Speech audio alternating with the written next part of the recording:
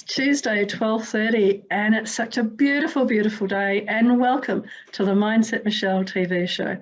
I'm so excited to have you here today and so excited that you're joining us for this fabulous show. And my guest today is an amazing, incredible, fabulous person as well. And I'm so excited to welcome today Julian Mather. Hello, Julian. Hello, Michelle. Just pump me up like that. Blow smoke up my patootie. That's great. I'm happy for you to do it. Thank you, Julian. And Julian, for those that aren't aware, is the video magician. He is this incredible, amazing person. And I know I say fabulous so often, but he is a fabulous person. And his background is so interesting and so exciting, ranging from sniper through to videographer. So there's a lot of world travel there, a lot of camera work there. And nowadays, Julian is more well known for helping people to be better in front of the camera, like myself and others. And I'm so excited to have him here today so he can talk about his journey, but also share some tips along the way about how all of us can be better in front of the camera. So welcome, Julian. Would you like to tell people a little bit more about yourself? I sure would. Well, look, I did really well in school if you don't count learning. It was pretty key to my journey because I wagged school. I became brilliant at wagging school, but it was where I took myself. I took myself to the state library and I spent months and months in there. And I was poring over every book on photography, every book on photojournalism, because that's what I wanted to be. And then amongst all those like grainy black and white pictures all around the world, like a lot of the times the secrets are written between the lines. Well, it jumped out at me what I needed to do is that if I was going to be a photojournalist, it was not going to happen in Brisbane where I lived. I had to get out and see the world. And I had no idea. I mean, I'm like 17 and a half, 18 at this stage. And one day I was walking down the street and there was a bus shelter, and on the side of the bus shelter was an army recruiting poster. And it had these soldiers all dressed up in their camouflage and their rifles, but it was the trees because they were pine trees. And even in my simplistic young mind, I went, oh, they're not eucalypt trees, they're pine trees. That must be somewhere else in the world. Maybe that's an avenue for me. So long story short, I signed up to the army, and that's when the yelling started. It went on for quite a long time because they said I could go in and be a photographer. And when I got in there, they said, they didn't tell you that, did they? And they found me a lovely place in the infantry. Wasn't that happy in there. So I started to search around within the infantry to somewhere where I could get a bit more autonomy. And I found out that being an army sniper meant that you could work by yourself a lot of the time. And that suited my personality. I got to tell you, Michelle, I'm just like deep down, I'm an introvert. That idea of being by myself was fantastic. So I did that for a couple of years, but it wasn't, that view of the world through a little narrow scope wasn't really what I was after. So I left. And I went out and still pursued my goal to be a photojournalist, but I ended up in a photo lab printing baby photos. No, that wasn't it. Finally got into ABC television on a traineeship and ended up staying there a short amount of time, like 25 years, I say. But I became a documentary cameraman, which is what I wanted to do. And it was what I called the second best job in the world. I mean, they would literally put a plane ticket in one hand, money in the other, kick me out the door and say, go tell people stories. It was a great gig. Went to great places, but it was the people in front of the camera who influenced my thinking. And they influenced my thinking so much that at the top of my game in television, I walked away. And I took this program an idea I'd been developing in my head for years. I was going to teach philanthropy to school children. So I took this program out into the world and it was a commercial failure. After 2 years, I had no money and I had to reinvent myself because my TV career had sailed off into the distance. Now, get this. Apparently, people don't trust the media. I know. What a surprise. As a cameraman, I always carried some magic in my camera vest, because magic is a really good way to break down barriers and to build rapport with people, to get them smiling and laughing a little bit. So I took these basic magic skills that I had, and I learned really quickly, and I reinvented myself as a professional magician. And I essentially did that for 5 years or so. And though I learned a lot, and I ended up doing about 2,000 magic shows, I learned like so much about presenting in front of people. It wasn't really what I wanted to do. I still wanted to affect some sort of change. I ended up with a YouTube channel based around magic, and it for a whole heap of reasons, it did really well. And it's still up there. It's called Julian's Magician School. It's got 30 million views and 140,000 subscribers. But I started to reach out to I started to look into the metrics of the people who were watching me, and I thought this was just kids. And I got this huge shock. There was a spike of males 35 to 55 years old who were watching me. So I reached out to them. And I said, who are you? What are you doing watching me for here? They sent me back 33,000 words. I did a word count on it. And they spilled their guts, and they said, look, you know, all our life we wanted to be professional children's entertainers, and we know tricks, but we don't know how to put them together in a show. We don't know how to present them, and you show how to do that. So I said, well, if I was to do one more thing, you know, for you, what would it be? And I said, we want to know how to put a magic show together. So I created a course that became really quite successful. That led me on to creating a company with a guy in the UK. We created the world's first online training academy for professional children's entertainers. That went well. And what we were essentially doing, we were teaching people hard skills like some magic, balloon twisting and juggling, but we were teaching them the psychology of change, because they were stuck here and they wanted to be unstuck over here, but they didn't know how. So that mindset and that psychology got them to there. That worked up until about a couple of years ago. And I said, I want to do something different now. I've got this thing I like to reinvent myself. So I took that same psychology, and I saw that there were all these people stuck in business wanting to start with video, and they wanted to be over here, but something was stopping them. So I've used that same mindset process and stuck video on it, and that's where I am, the video magician today. Wow, I'm blown away with just such an incredible journey, and thank you for because I'm sure there's so much more in it as well, but for so succinctly sharing it with us, the sense that I get of how much and how closely, you know, the human spirit and human beings has been such a driving force, whether it was when you were looking at the photos or whether you were creating the courses to help children's entertainers. You know, having there's very few people, I think, that are in the world like you that have studied humans and the human behaviors and essence and everything in the way that you have, because I truly do think that it's magic when people are doing it well behind the camera, with whether it's a documentary or taking photos, but also then to transition and go, well, from your experience doing the children's entertainment, well, how do I join both worlds together? And it's that real masterful understanding that I think you've encapsulated so well in that story you've explained. Look, there's so much there we could unpack, but it all comes from a love of learning. And you've got to remember, when I was a documentary cameraman, I had my own personal anthropological lab. I got to study people, because documentary is long form. So rather than news, where you're in and out maybe in a couple of hours, or current affairs, you're there for a day. Documentary, we were with people for a day, for a week, for a month, and sometimes repeatedly over years. So you get to study people. And again, it's all about patterns. You get to see patterns.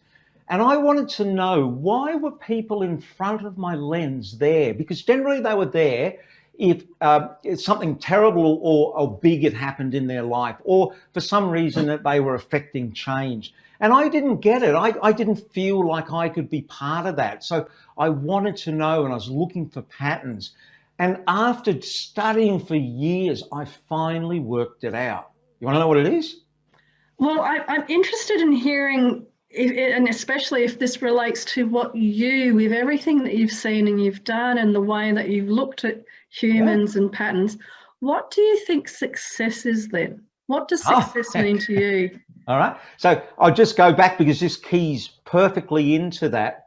So why were these people successful? What were they doing?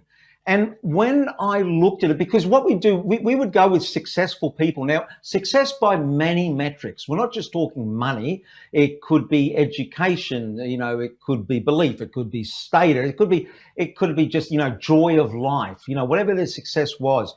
I wanted to know what they knew.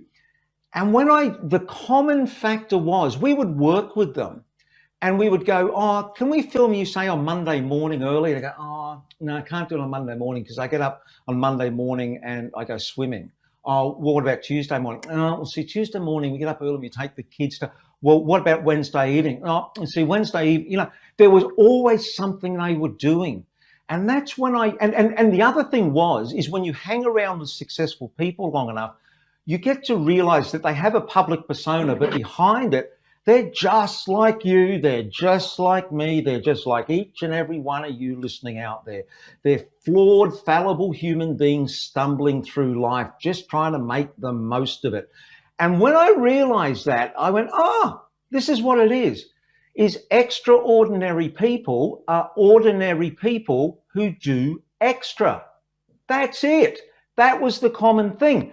And when I realized that was like a light bulb that went off in my head, because when you unpack that, it means if you want to be extraordinary, you have to be ordinary to begin with. And your honor, the world's most ordinary man. I've done a lot, but there's nothing I can point my finger at that I'm particularly good or, was blessed at. So, I'm a firm believer in successful people are made, they're not born, because I've seen a lot of people who could have been successful and it ended up going nowhere. That's so true. And I think that the thing that makes people extraordinary, and I love the way you put that, is that they do that extra work. I think that that's quite critical. And so what would be three or what would be your key tips that you would say to people, especially with your experience and background, would be your ways or your key things to actually being extra in their lives? And Meg, well, to me, so I follow this process I've called Own Up, Wise Up, Step Up.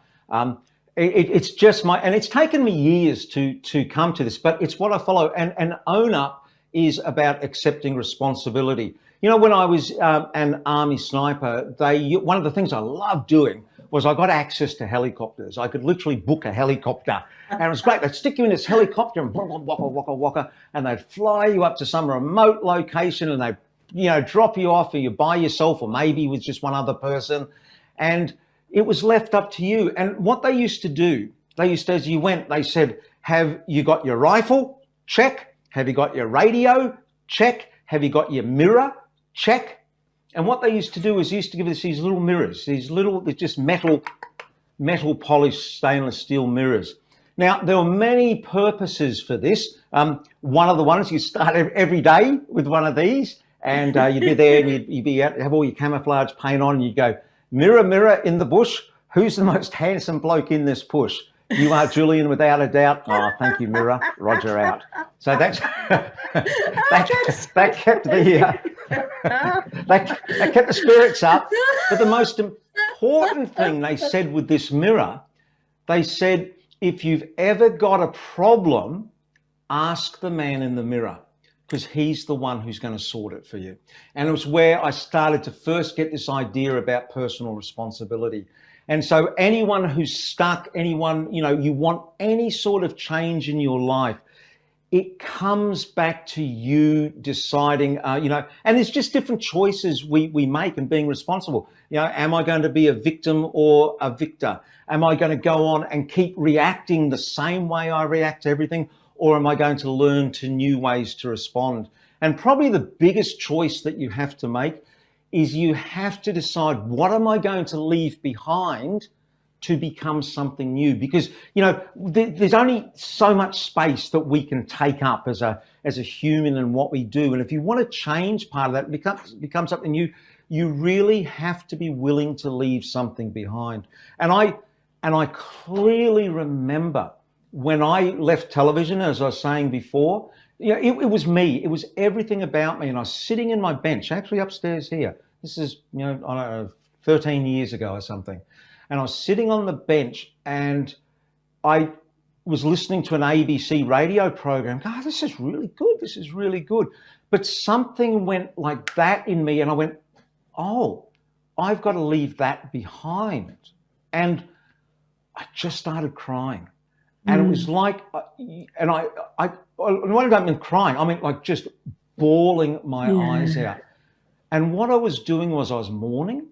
I had made the decision. And that's where change happens. Change happens when you actually make a decision to move on to something new. Because, you know, once you've made the decision, you know this, Michele. I mean, if you've made the decision to do something, you know, if someone tries to make you do something, they can't make you. But if you've made the decision to do something, they can't stop you. And I think you raise a really good point there, Julian, with the grieving. I think, you know, when I talk about mindset, or when I hear other professionals talking about change and making those difficult decisions or choices at the time, I think that very few people talk about that process of grieving. And I think it's really important to recognize that. I think the Buddhists have this as a philosophy. They talk about you have to die to be reborn. And they have an expression around having 1,000 deaths a day. And what that's talking about is that you're dying from the old you to become the new you. And I love how you're describing there that when you made that choice, when you had that awareness, you went into the grief as the old Julian was dying, and you didn't know where it was going to go, but you knew that it was time to change. Yeah, and you know, the thing is that leading up to that, it's struggle. It's like, why aren't I changing? Why aren't things happening for me? Why? And then and see, the thing is, you don't know when this point is coming. You don't, but it just comes. And when it comes, it's so clear to you. It's like a slingshot out the other side. You just launch off. And you're so correct. I again, like you, if we had days and hours, I could talk through so many different examples of leaving Perth for the first time where I grew up, leaving Australia, leaving this, leaving that. All of those quite significant choice points were things that I think with a lot of the work that I do, and I think you must be doing with the video side of things, is actually helping people to connect to that knowing, so that they let go of all of the noise that goes on and naturally goes on throughout the day, throughout your life, but to connect into that knowing so that you know when it's time to let go of the past and move into something new. Yeah, yes, complete agreement. And I was trying to remember, we got up to the own up, which was step 1. Did we get to step 2 and 3 with the... Oh, okay. So own up and take responsibility. The second is wise up, because you can't win a new game playing by the old rules. And so many times that when you do work out, you do want to change. Quite often you're going with these out of date ideas that you've been carrying around in your head that have, you know, worked for you for so long. So you've got to be, I mean, anyone moving forward, oh, I hate that saying, do not say moving forward. It's such horrible corporate speak. In the future, let me go. So there was a guy, oh, now his name's gone out of my head. How can I forget? But the future, Alvin Toffler, back in the 1970s, who wrote this the most amazing thing. He said, the illiterate of the 21st century will not be those who cannot read and write. It'll be those who cannot learn, unlearn, and relearn. And this idea of being a lifelong learner is critical now more than it's ever been, because there's so much change that we're all finding ourselves unwittingly having to reinvent ourselves. But the problem is we've come out of this education system, which is binary. that has told us all, you know, for 12 years of our life, there's a right answer and there's a wrong answer. And if you get the wrong answer, we're going to put you back in the system and reprocess you until you get the right answer. And we carry this. So this is just an example of one of these crazy ideas that we carry, but doesn't actually fit with where the future's going. So the ability to enjoy learning, I think, is critical. I think you're really right, because there was only ever, for many people, that choice between going to a technical college or going to a university. And even much of the system is still based on that. Whereas that third area of becoming an entrepreneur is something that, you know, many other countries and cultures have becoming an entrepreneur as a part of their system already. And I think in Australia, we're sadly lacking that kind of mentorship or pathways for people to learn about how to become an entrepreneur from a much earlier age than people like yourself and myself, where we're doing it as adults already and with careers that we've already been doing. And step number 3 is step up. Yeah, is step up, because, you know, you own up and take responsibility, you wise up, you get these new ideas and strategies. But quite often, I've, you know, and found this myself, that you end up just going around and around in a circle with this. You know, I'll just do a bit more training, I'll just do, you know, and it's procrastination. It's pure and simple procrastination. So you've got to have a point that you're going to step up. And I talk about it as going from sincere to serious, because, I mean, I was sincere about wanting to change, and I meet all these other people, whether it's in video, everyone's sincere, but they're not changing, because, again, it's the decision. It's when you've decided is when you take that little leap up into being serious about it. So that's the process, and I'm always double checking myself on that. And I think you're right, because the extra part of that within your process is actually you have to do the work. And that's what I explain to people with the mindset work as well. It's great, whatever process or whatever methodology we follow in the work I do, you still have to do the work. And the same with you, you can own up, wise up and step up, those wonderful 3 processes, but you still have to keep doing the work, that lifelong learning there. It's lifelong learning, Michelle, and it's also a long time for change to happen. So the change is triggered with the decision, but the actual arrival at where you want to be. I've got a thing, it's another thing I work by. It's called the 18-25 rule, because I see so many people, you know, you go online, it's 31, you know, it's 30 days to this, you know, 6 months and you'll be a completely new person. Of course, none of that is true. I found out, I call it the 18-25 rule, because I work in 5-year blocks. Anytime I'm affecting change in my life, I expect it to realistically to take 5 years. And so to get there, 5 by 365 is 1825. And all I've found out is you've got to do the work, but it's not a huge amount of work if you break it down into little morsels and achievable pieces. But it's 1825 steps of me. And I also think about it's not me becoming that person, it's me becoming the less of who I am. But it is, you have to turn up every day for those 1825 steps. And I love how you've broken it, because that's one of the key concepts I use with people as well, is the micro steps. So you don't go from where you are to where you want to be. The overnight success thing, any group or pop group that you talk to, there's been 20 years behind that overnight success where it just popped. But for them, they've had the 18-25 different steps that they've taken.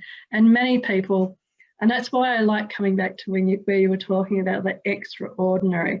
An ordinary life is, you know, living, working, sleeping, but the extraordinary is taking, I believe, those steps and making that decision that you're going to take the steps to make that life that you want. Yeah, and it's not about being success. You know, it's not about, you know, when we talk about success, we just have this idea and we're online, we're on LinkedIn and success, you know, that typical version. It's not, it's about, you know, what sort of life do you want to live? I mean, I can tell you my measure of success. I'm so clear about this, and it took me years to arrive at this. So my measure of success is lack of regret. And I know that when I walk into a room, I'm often the richest person in the room based upon that metric. Yeah. Because I can hand on my heart tell you that apart from saying a few things to people when I just should have kept my mouth closed and not been so horrible, apart from that, I don't regret anything. You know, and so we've talked about some of my successes, but along the way, I've had so many failures to get to there. But that, you know, that's just part of the process. And I never regret any of that, because without that, I couldn't be the person sitting here today. I just could not be that person. That's wonderful. And I'm glad, because my very first question to you was, what does success mean to you? And I'm glad that we've been able to unravel that some more throughout this conversation, because it does mean different things to different people. It can be freedom, it can be money, it can be this.